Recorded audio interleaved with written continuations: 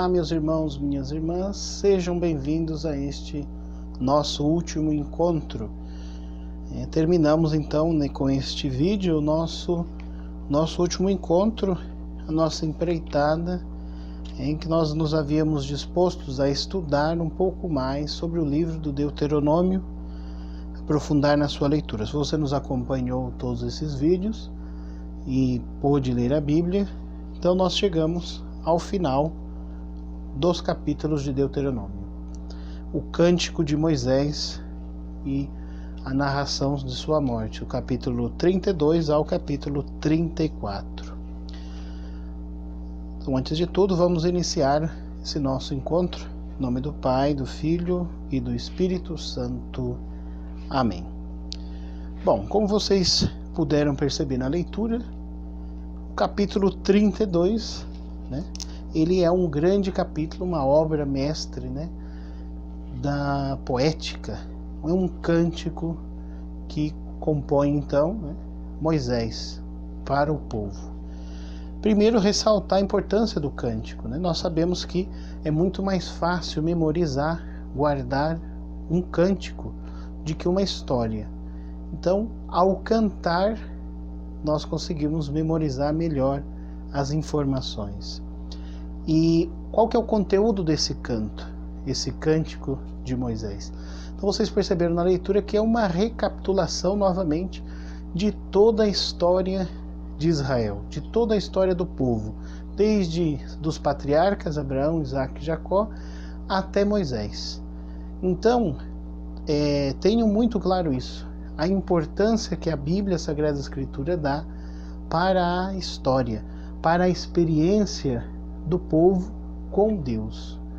A todo momento no livro do Deuteronômio vocês perceberam que sempre se evoca a história, a experiência, a vida.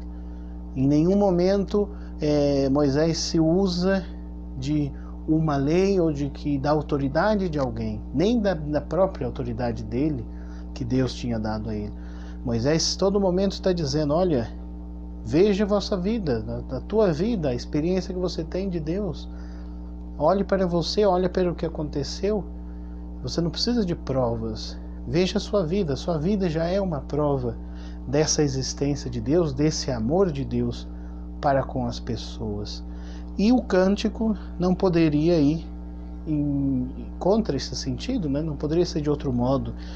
Narra toda a história novamente de Moisés e do seu povo, do povo de Israel, e exaltam então as grandes intervenções de Deus, a grande obra de Deus nessa história. Qual que é a intenção? Obviamente, uma vez mais, reforçar a memória do povo. O povo, a todo momento, o pecado está relacionado à falta de memória, ao esquecimento. Todo momento na Bíblia que você está lendo, você percebe isso. Por que o povo pecou? Porque esqueceu da lei, porque esqueceu de Deus, porque se esqueceu das obras que Deus tinha realizado, do grande amor de Deus para com o seu povo. Então essa música, esse cântico, se você vai na internet, existe, até mesmo na liturgia das horas, um dia da semana a gente lê esse cântico do versículo 1 até o versículo 12, justamente quer novamente forçar isso, que nós temos que estar atento à nossa memória, nós temos que estar atento à nossa história, nós temos que estar atento à experiência de Deus que nós temos. Então, todos nós temos uma experiência de Deus, e é essa experiência que nós temos de Deus que não pode ser esquecida.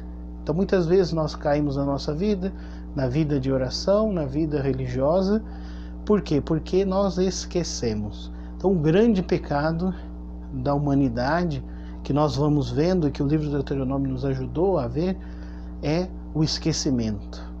Sempre que o povo peca, você pode perceber que ali naquele versículo onde fala isso está a palavra esquecimento. O povo se afastou, se esqueceu da lei. O cântico também ele quer exaltar de forma muito forte essa presença de Deus por meio de outras pessoas. Como já havíamos dito, Deus ele intervém na história, né? No Antigo Testamento sempre Deus vai aparecer ou em forma de algum fenômeno natural, né? Um grande trovão, uma grande tempestade, ou na brisa suave, ou então Deus se manifesta através de pessoas que ele escolheu. Ele se manifesta através de Moisés, através dos profetas, e isso quer nos dizer o seguinte, que novamente Deus faz a opção pelo ser humano e por intermediários. Deus se comunica diretamente com você, comigo, com todos, através de onde hoje nós podemos dizer, através da sua igreja, através dos seus membros, né, daqueles que compõem a igreja, os fiéis. Deus não temos que entender Deus totalmente separado da humanidade, mas ao contrário, ele quis utilizar da humanidade. Isso é o interessante, né? Que a ação dele no mundo acontece por meio de quem? Por meio de grandes pessoas, e também das mais simples, como nós vemos até mesmo nos evangelhos, Jesus nos dizendo isso. O livro do Deuteronômio também, se vocês perceberam, apesar de parece só um livro falando onde o principal, né, o ator principal, digamos assim, o personagem principal é Moisés, né? Nós temos os seus 3 discursos, quase não se fala nada de Josué, que é quem vai comandar o povo na conquista da Terra Prometida. Isso nós vamos ver depois nos livros seguintes, né? Josué, Juízes, Ruth, Samuel, Reis, onde vai narrar então, onde se narra a conquista da Terra e o desenvolvimento desse povo na Terra. Vocês perceberam também que junto a esse cântico há algumas bênçãos, né, que Moisés dá ao povo, né, por meio de Deus, para que o povo então tenha a força, tenha o vigor, tenha a responsabilidade, tenha o ânimo e a coragem de seguir e de viver os mandamentos, a lei de Deus. Nós percebemos que a lei, então, ela não é algo ruim. A lei, mais uma vez, a gente afirma que é a condição, ela permite o exercício da liberdade. A lei, ela mostra os nossos limites, até eu como ser humano, até onde eu posso chegar. Eu como um cristão, até onde eu posso chegar. E o resumo da lei, Cristo nos dá, que é o amor ao próximo, amar a Deus e ao próximo. Primeiro ele diz como a si mesmo, e depois ele meio que força um pouco mais e diz que temos que amar os outros e a nós mesmos como Cristo, como Deus nos amou, né? Nós vamos ver Paulo nos dizer muito isso também. Então vejam que o livro do Deuteronômio, né, Deutero, nós já havíamos dito, significa lei, né, uma segunda lei, uma outra lei, o livro da lei, né, que foi encontrado na época que foi da reforma do rei Josias. Encontraram no templo esse rolo, né, que se chamava a lei, e que nós vimos também que houve várias intervenções ali. Então a primeira parte do capítulo 1 ao capítulo 12, né, clarissimamente foi escrita depois do exílio da Babilônia. O centro do livro é o capítulo 12 ao 26, que é o que teria sido encontrado no templo na época da reforma de Josias, e o finalzinho também do 26, 27 até o 34 é uma releitura posterior também. Então nós percebemos aí que a Bíblia, ela não caiu do céu assim como nós a temos. Ela foi construída, ela foi sendo gestada e gerada ao longo de séculos. Só o livro do Deuteronômio, 3 séculos, mais ou menos 300 anos, para que ele pudesse chegar na sua versão final. Então ali houve várias mãos que escreveram esse livro, o que não quer dizer, não quer diminuir nada da sua importância, do seu significado, de um livro que reflete, né, revela ao próprio Deus. O desafio maior que nós encontramos então nesse livro de Deuteronômio foi entender como essa imagem possível, né, aparente imagem de um Deus terrível que o livro parece nos apresentar, que é um Deus praticamente que quer vingança, que exige a vingança, que a morte muitas vezes manda matar então as mulheres, as crianças, os idosos que não querem adorar a Deus e tudo mais. E nós percebemos isso, que a Bíblia ela não pode ser lida cada livro separadamente. Há um conjunto. Tudo tem que ser lido dentro de um conjunto. E para nós cristãos a chave de leitura para entendermos a Bíblia é Cristo. Se você lê um livro do Antigo Testamento e não tem presente a revelação de Cristo, os ensinamentos de Jesus, você vai ter uma outra interpretação. Os judeus que não reconhecem a Jesus como o Messias, eles têm um outro entendimento da palavra de Deus. E nós acreditamos então, pela revelação de Cristo, que Ele é a chave de leitura sem a qual nós não entendemos de fato a mensagem que está por detrás dessas páginas. Como já dizia, né, o São Jerônimo, a sua frase célebre, né, ignorar as Escrituras é ignorar a Deus, é ignorar a Cristo. As Sagradas Escrituras é um modo, um meio e um lugar onde Deus fala hoje. Nós já dissemos, Deus fala através das pessoas, Deus fala através da sua igreja, dos seus ministros, Deus fala através dos seus documentos, do magistério, e Deus fala através da palavra também, da Bíblia. Nós encontramos então essa revelação de Deus. Mas o que Deus fala? Né? Qual é esse diálogo que nós temos com Deus? E o livro do Deuteronômio nos ajudou a entender que esse diálogo, ele parte da pessoa de Deus.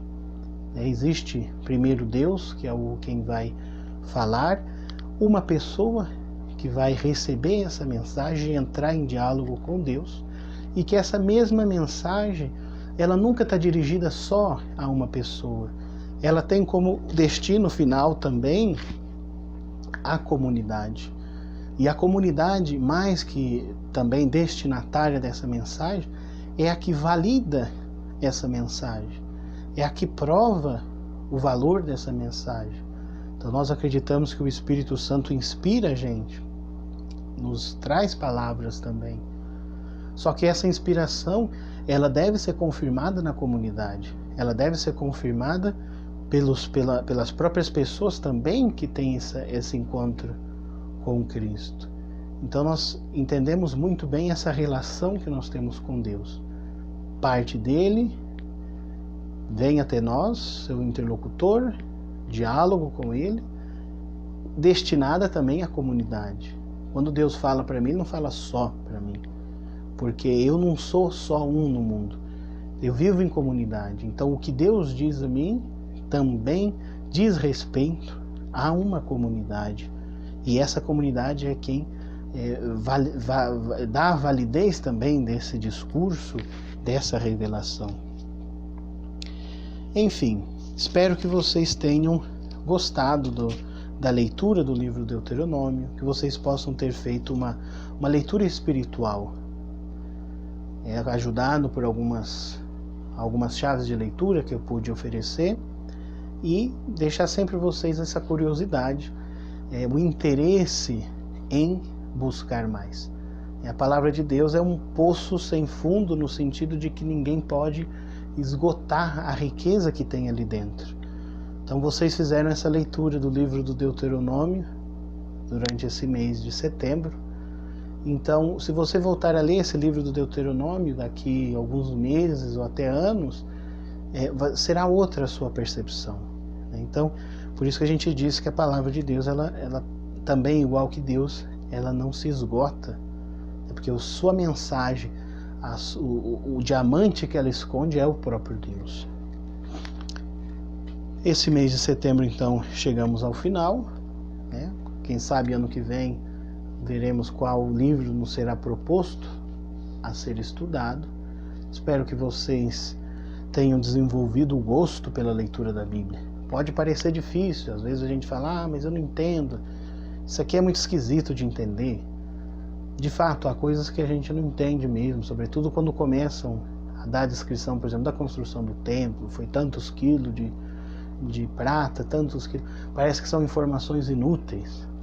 Mas você vai começar a entender melhor a Sagrada Escritura quando você vê que a história, ela tem um valor muito importante. Cristo quis se fazer história, se fez homem.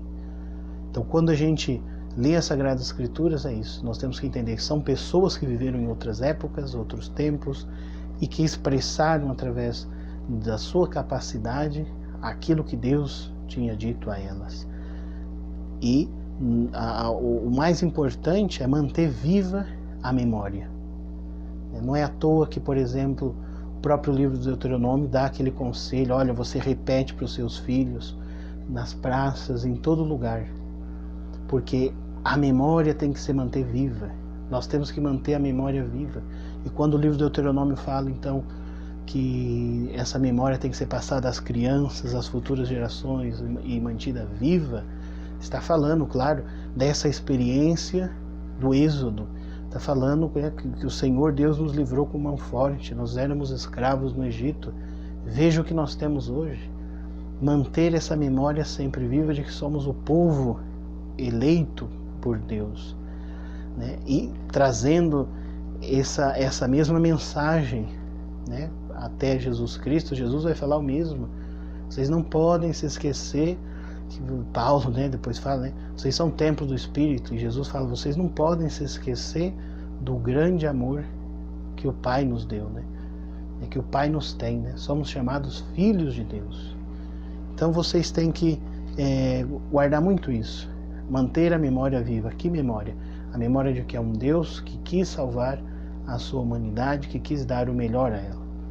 E nós somos chamados também a colaborar nessa missão de salvação. Então nós, de certo modo, por participação em Cristo, também somos corredentores, no sentido de que ajudamos na redenção nossa e a do mundo também. Nunca se esqueça, né? Cristo, Deus, nos necessita para se fazer presente hoje no mundo, nos necessita para ir ao encontro do irmão, da pessoa que precisa, que sofre, daquelas pessoas que são as mais queridas por Deus.